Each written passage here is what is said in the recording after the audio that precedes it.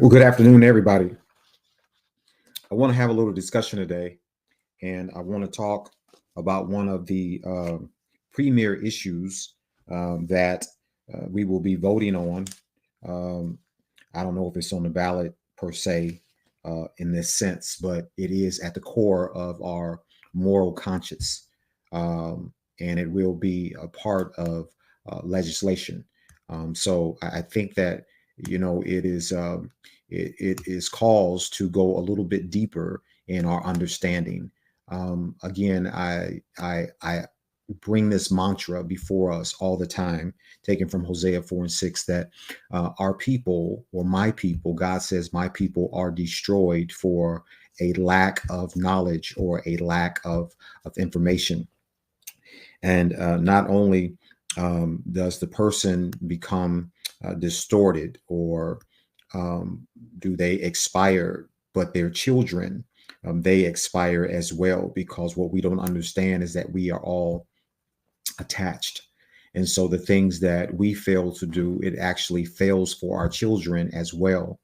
And that is why it is so important that we get things together and that we get it right for the sake of our children. That is part of legacy, although we don't esteem it to be so, and we don't understand it to be so, because we are limited in our knowledge and in our information. I was watching on YouTube. They did an interview with Steph Curry the other day, and they were asking him about his preference, whether it be Republican or whether it be Democrat. And so he went with Kamala, and they asked him, why would you be going with Kamala? And he fumbled a bit with his answer, but in the end, he still was not clear, not like he is on the court, and very crystal clear on the court. But when it comes down to issues and policies, politics, he was not as polished, basically not as polished, not polished at all. And so he was a low informed voter, or citizen. I'll say that, because I don't know what people end up doing. And I'm raising this point because his response was that he was in favor of women's rights, and one of the issues is the right to maintain a child or to abort a child.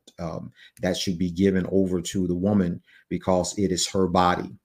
And he kind of went on with his own rhetoric. When I say rhetoric, I don't mean that in a negative way, but just in him being explicit in why he feels like he feels. And he brought up the point of he alluded to women like his mother, and stuff like that, that they deserve to have a right over their own bodies. And so that was strong enough. Not a real good definitive answer. However, it was an answer that he gave. So to me, that was a response, but it's kind of like the Kamala Harris thing, where you're not answering the question, or you're answering the question without a good answer, without a definitive answer. Um, Let me just say this before I get into where I want to go today, and I would really like to be quick with us today.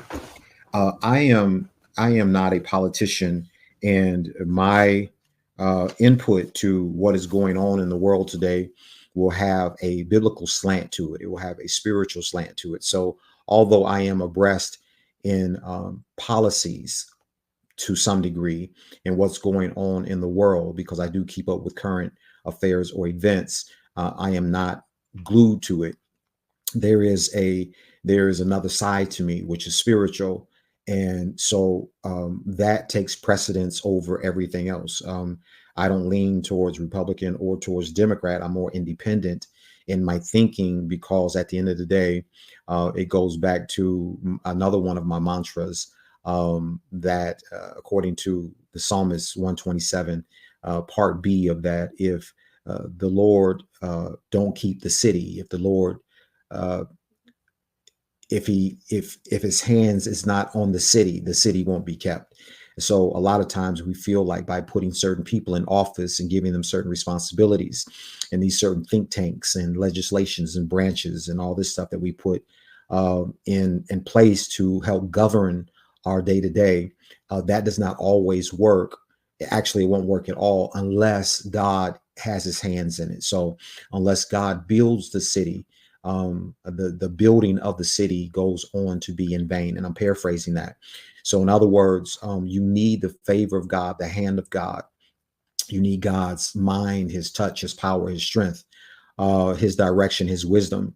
And if you try to do it outside of those things, then according to scripture, it is all to naught, to nothing. Vanity is where we get to. So I am of the persuasion that I am going to go with the Lord.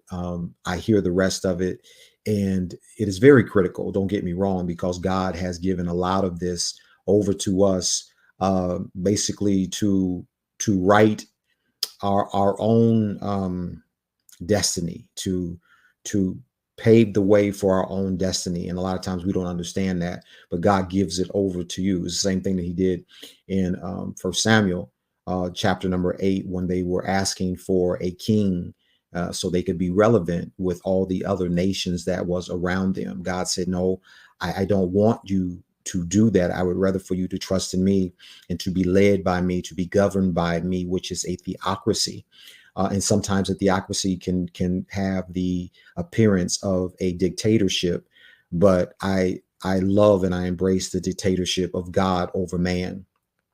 Nothing like a democracy, because a democracy is man-made. And so the people did not want that. What they wanted was to be like the other people. And so God, he appeased them and he gave them over to their own desires. And that ended up being a disaster. That's where King Saul, where he comes in at. I want to say this as it relates to this abortion thing, right? Because that's kind of where I kind of got off here. Let me segue back in. This is my feelings. Now I'm going to be a little political. I'm talking to you about the spiritual side, but let me be a little political now. This is my rationale behind the thoughts, the framework of the Democrats and the Republicans, the thing that they're fighting over. This is how I view it.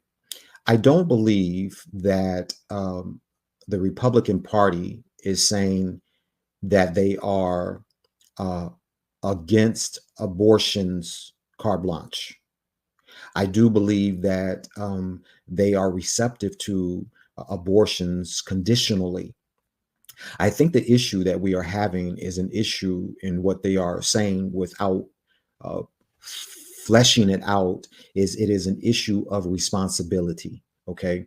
Whereas when we look at the liberal side or the Democratic side, it becomes so liberated to where you want to sanction your actions however you want to do it.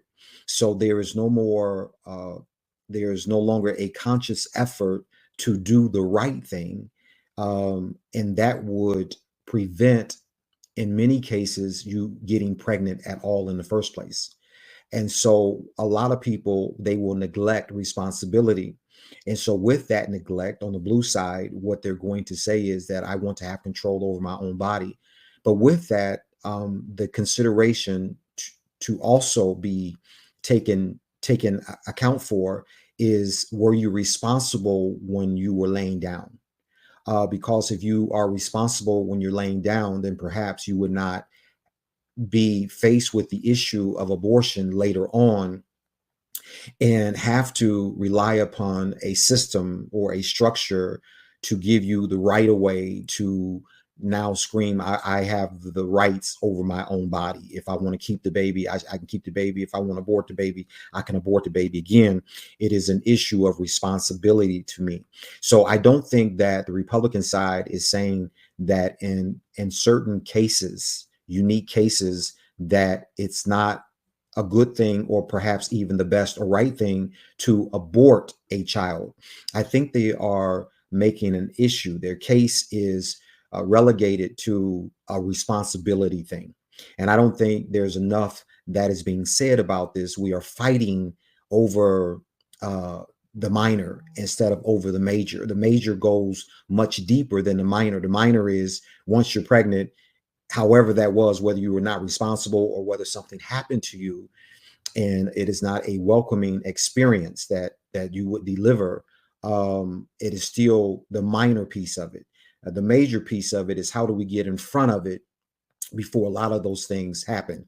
And so for me, the Republican Party still has a more of a biblical stance and a responsible stance. And I think that's what they are arguing more than anything else. And so I wanted to just give you my side of it because I know we're hearing a lot of different angles of it, and most of it is just complaints.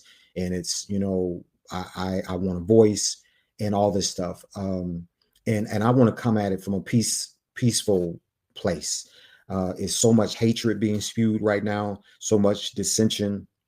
It's very inflammatory, and I don't think that's a way towards progress. So we have to massage these issues and go a little bit deeper and be a little more open to certain things. Again, let me say this: that I am coming from a perspective that certainly I mingle my reflection, my opinion. It is laced with my personal relationship with God and the Word of God. And so when I listen and I make an opinion or a choice, it is going to be with respect to that. I want to quickly today, I want to talk to you as it relates to our voting, and we got a few more days before we're going to all go and vote. But I want to talk about it from the standpoint of a place where we don't discuss, and that is when the man has an abortion. I want to talk about male abortion today. When the man has an abortion, we all understand there's a woman that's going to abort because she has a womb. She can carry the baby. And as a result of that, she produces something that you can visibly see. But I want to talk today a little bit. Again, we're going to go into the responsibility because I think abortion is an action of responsibility to abort. And so too often, you guys know that my ministry is towards men and being a responsible man. And so, yes, why the woman is got the breasts and she's got the womb and she's got the canal where the baby's going to come out of. We don't talk about a man being able to have an abortion. And some might say, is that a thing? And I'm going to say today that yes, that is a thing, that males can have an abortion. They can abort just like a woman can abort. And I want to talk to that, just to that point very briefly today. And I want you to consider it as, we take certain angles in life to give the onus, which is the responsibility, to women. But I differ with that.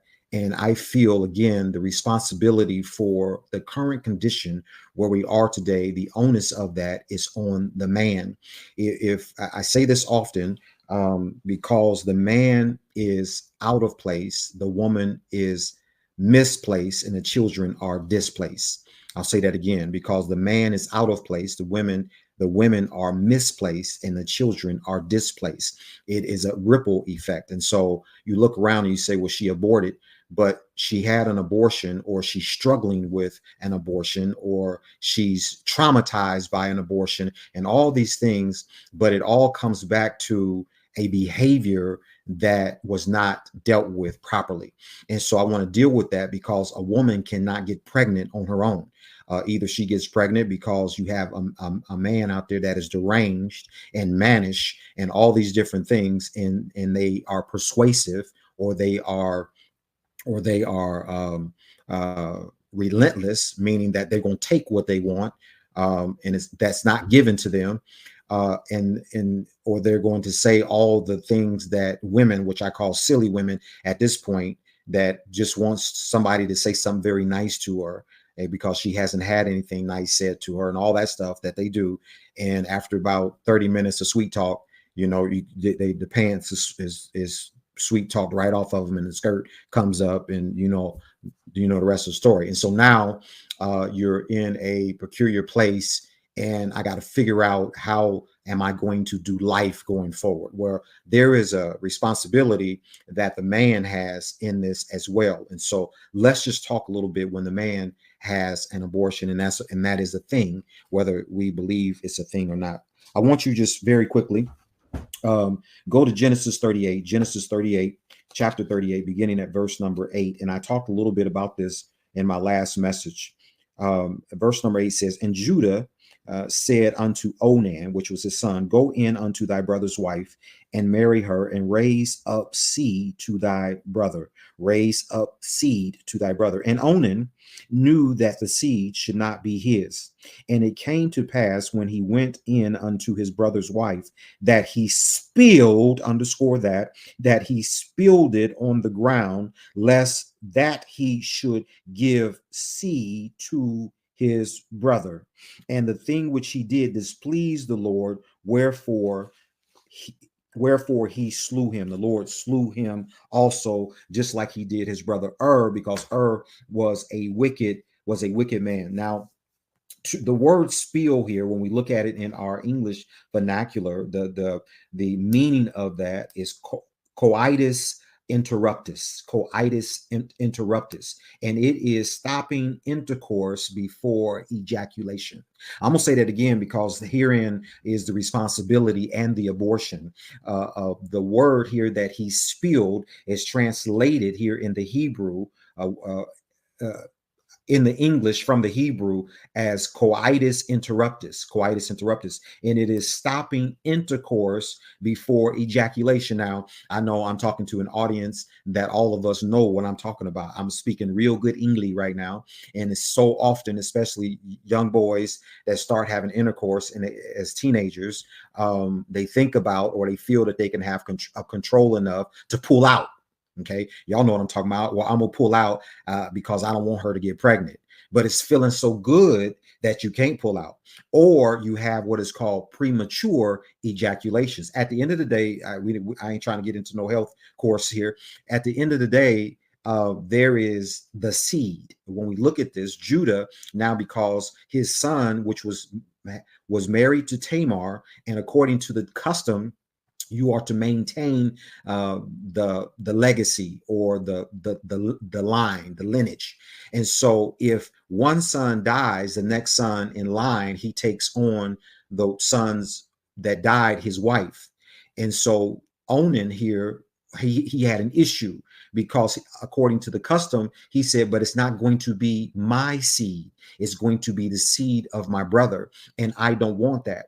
And since he didn't want, because God was concerned about his plan, his program, and his agenda, just like a lot of the stuff that's going on right now that we don't understand the backdrop behind everything that's going on. Long story short, God cuts his life off because he cut life off. So the abortion part, where I say when men have abortions, and it goes back to a responsibility issue, is that you pull out. When you pull out, what you are spilling to the ground now, you are aborting seed.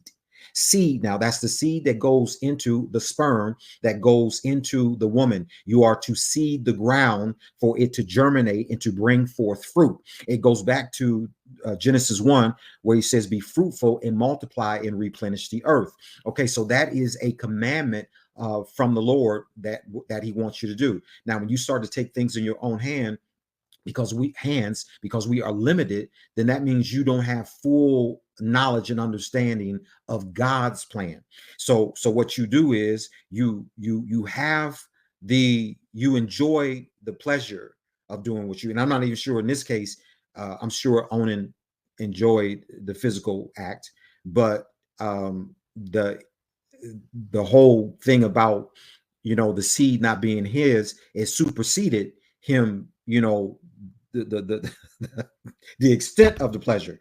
The extent of the pleasure is to stay in the woman and see that thing through, right? So he pulls out and lets it go on the floor, which y'all men know that that's a different feeling and a different experience. Yeah, you still have an ejaculation. It still feels good, but it doesn't feel as good as if you stayed in place where you at. I digress. So the issue, the point that I'm trying to make today, as we look at this issue that is before us with abortions, I'm trying to raise an awareness that the onus is just not on women. The responsibility is also on men, and men have the wherewithal to have an abortion as well. So, what is the remedy to this? The remedy to this is, number one, you don't have sex. If you do have sex, you have sex with your wife. Okay, because in those two environments, whether you abstain or if you are in an acceptable environment, what's going to come out of that is going to be pleasing or acceptable. If you get your wife pregnant, okay, well, that's your wife. And if you abstain, you can't get anybody pregnant. And so it's going to keep us away from a whole lot of nonsense where we get into issues that we are having today, and we try to put all this on the responsibility on a woman. And now we talk about legislation and all that stuff. And it's really a smorgasbord of a messy meal when you look at, all the options here. All of it is pretty messed up. And then we drill down to a Me Too movement, women having, you can't tell me what to do with my body.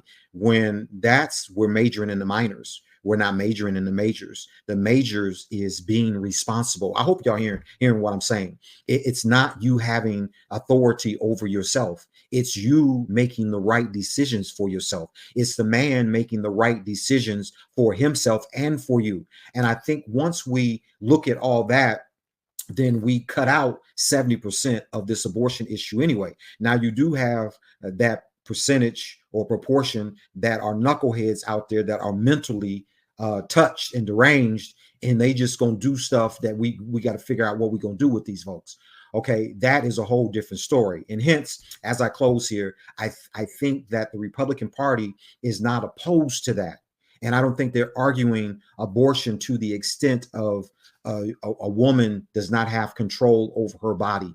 I think they're arguing abortion to the extent that let's not be irresponsible. Okay. Which is, I think, the argument that the Democrats, from a very far left liberal perspective, is saying, because there's a great deal of that is muddled with just that you ain't gonna tell me what to do with my body. And it's not that somebody's telling you or trying to tell you to be a dictator to you, to be a fascist person or authoritarian towards you. It is that we're looking at the bigger picture, and the bigger picture says, let's be responsible in life and in choices. Okay. I hope that you have gotten something out of this short message on today.